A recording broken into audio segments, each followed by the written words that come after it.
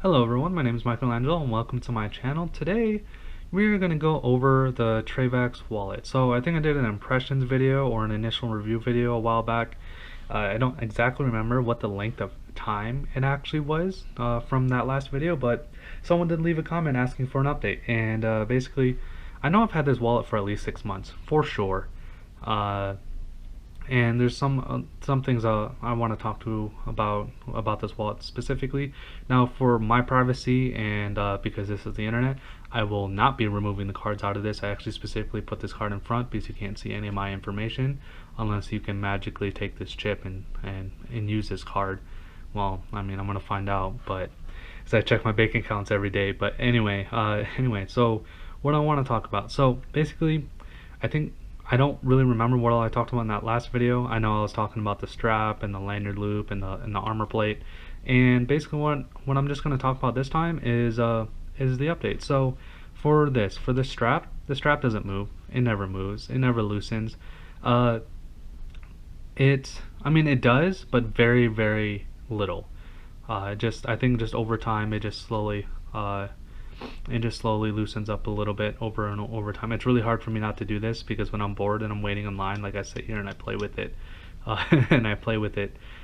So basically, what I'm just going to talk about is primarily card order and some of the inconveniences that I've learned with this wallet. So the main thing with this wallet, and I think I said it in the first video too, is that if you take out one card permanently just for the day because you don't need it for the day, you have to readjust the strap, otherwise all your cards fall out. So that is definitely a major con.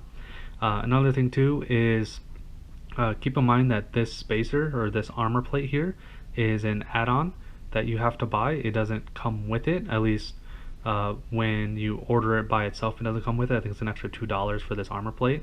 Your cards will be completely exposed. At least your top card will be completely exposed. So if you don't want to pay the extra money for the pretty much the metal plate that's right here that goes in the front, just find like a throwaway card or whatever just to throw on top to protect your second card. I personally like the plate because it has this gap, so I can just push out like this.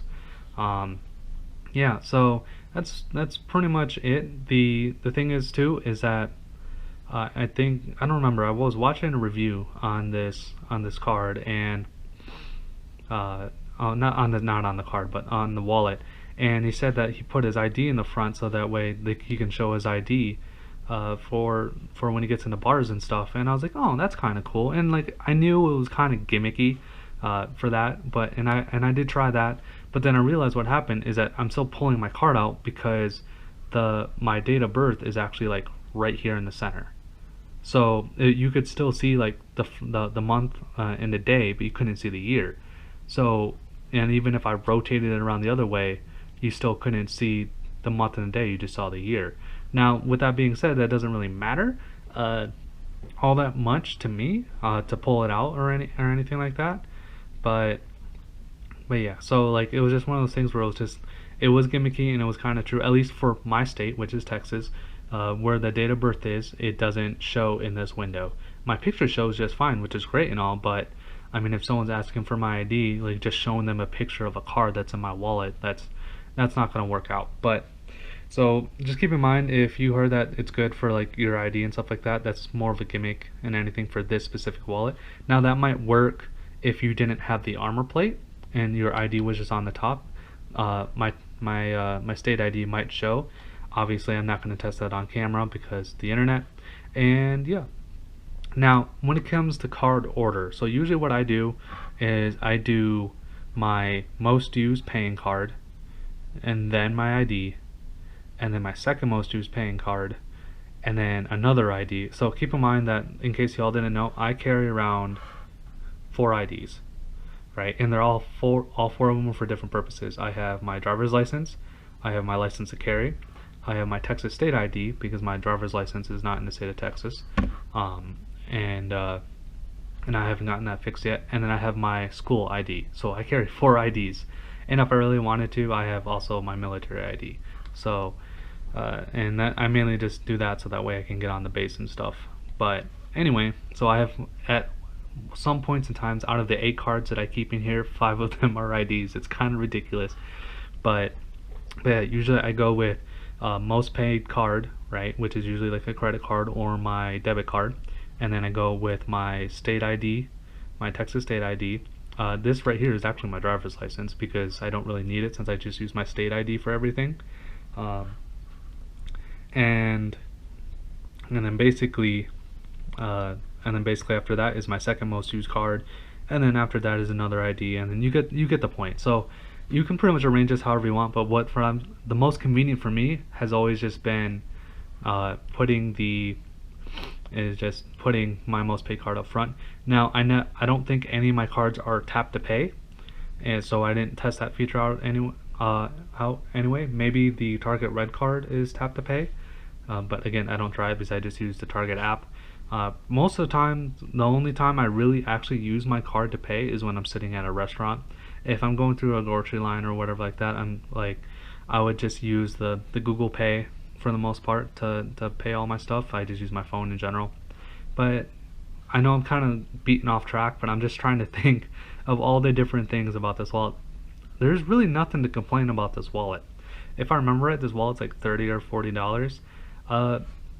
As you can see, if you look real close, you see that the metal is just kind of it's not rusting or anything, but it's not clean anymore. I'm sure a little bit of polish would fix all that.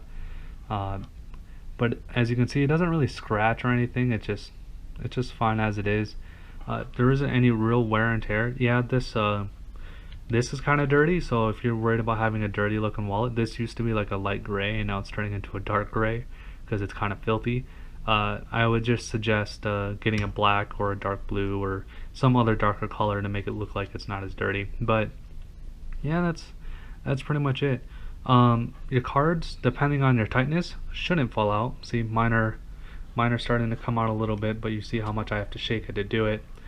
But yeah, I think that this is if I remember right, this is an 8 card limit, because once the cards start going over this bottom lip here, it just the cards just start falling out. There's nothing to hold on to. But yeah, the only other thing I can think of is that, like, when you're standing in line and holding it, like I said, you'll just sit here and do this a lot. For me personally, I can't take a card out, but usually when I'm waiting I'll take a card out, but then I have to put my thumb on the other cards to add the pressure, because if I don't, then if I tip this over, the cards just fall out and then I gotta pick them all up. Now, reinserting is slightly difficult if you have cards with the raised numbers still. So some of my cards are slowly transitioning to where the numbers are flat and they're on the back. They're not actually on the front of the card anymore, and they're just lasered into the card instead of having like that stamped look to them.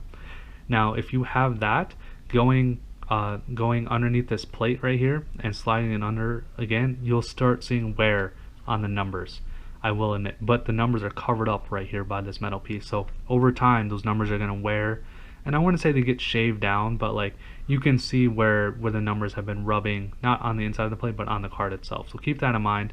Also keep in mind that those numbers do add thickness, so your 8th card might be a little tight if you have multiple cards that have the raised numbers. So just keep that in mind too. And yeah, that's pretty much all I got to say about this. I think I rambled way too long. I think 9 minutes is a good enough length for a wallet video, especially a wallet as simple as this. But if you're looking for a minimalist wallet, this is a good wallet. I like it a lot. If you're trying to look for something super fancy schmancy, like, I would just go with, I think, the Contour or whatever it is, $140 one. That's a piece that you can show off to your friends. But this one is just like, it holds my cards.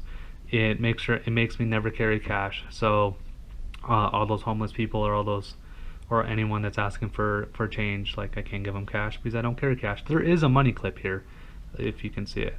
So you just slot your money in here. So there is a money clip. I just don't ever carry cash. It's a rarity for me nowadays. Between my phone and these cards, I never have a reason to. But yeah, that's pretty much all I got. If you have any questions, go ahead and head to my Facebook page and send me a message, or you can leave a comment below. And thanks for watching, and I'll see y'all in the next one. Thank you for watching the video. Go ahead and like and subscribe, and go ahead and share the video if you feel it's worth a share.